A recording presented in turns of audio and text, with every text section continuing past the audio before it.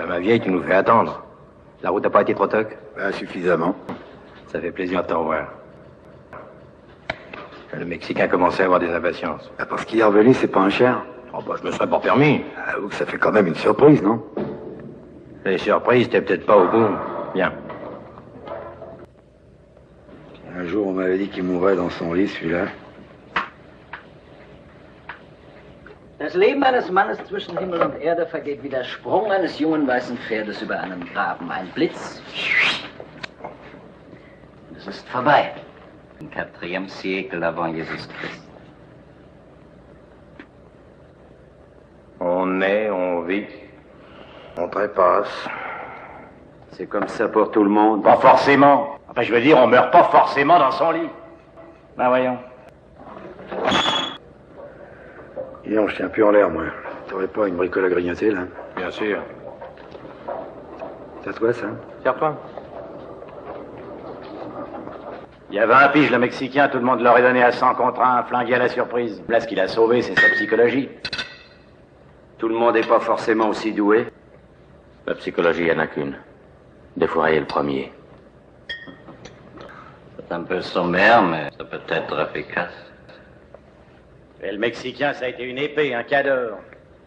Moi, je suis objectif, on parlera encore de lui dans 100 ans. Seulement, faut bien reconnaître qu'il avait décliné, surtout de la tête. C'est vrai que sur la fin, il disait un peu n'importe quoi. Il avait comme des vapes, des caprices d'enfant.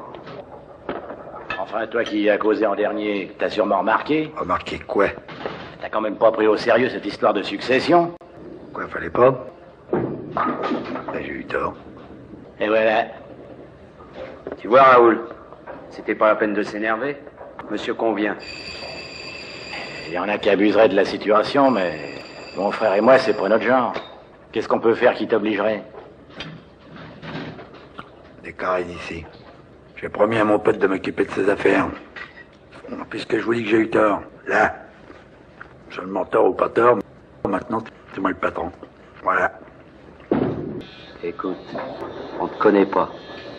Et laisse-nous te dire que tu te prépares des nuits blanches, des migraines, des nervous breakdown, comme on dit de nos jours. J'ai une santé de fer. Il y a 15 ans que je vis à la campagne. Que je me couche avec le soleil et que je me lève avec les poules. Il y a du suif chez Tomate. 3 voyous qui chahutent la partie. Les croupions les fois pour la caisse s'ils demandent de l'aide. Ça arrive souvent? Jamais. Ça doit pouvoir se régler à l'amiable. La baffe du crapaud n'empêche pas la caravane de passer. Ciao. Dis donc, ça te gêne pas qu'on y aille ensemble? C'est pas que vous gênez, monsieur Fernand, mais je ne sais pas si ça va bien vous plaire. Eh ben ça, je te le dirai.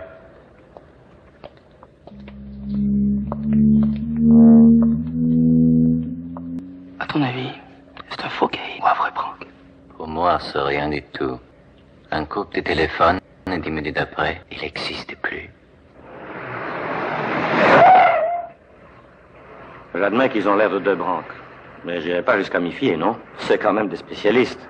Le jeu, ils ont toujours été là-dedans, les Wolfoni Brothers. À Naples, à Las Vegas. Partout où il y a des jetons à clé, ils tenaient le râteau, hein? Mais et l'autre, là, le coquin? L'ami Fritz? Il s'occupe de la distillerie clandestine. C'est quand même marrant, les évolutions. Quand je l'ai connu, le Mexicain, il recrutait pas chez Tonton. Vous savez ce que c'est, non? L'âge, l'éloignement. À la fin de sa vie, il s'était penché sur le reclassement des légionnaires. Ah, si c'est une œuvre, alors là, c'est autre chose.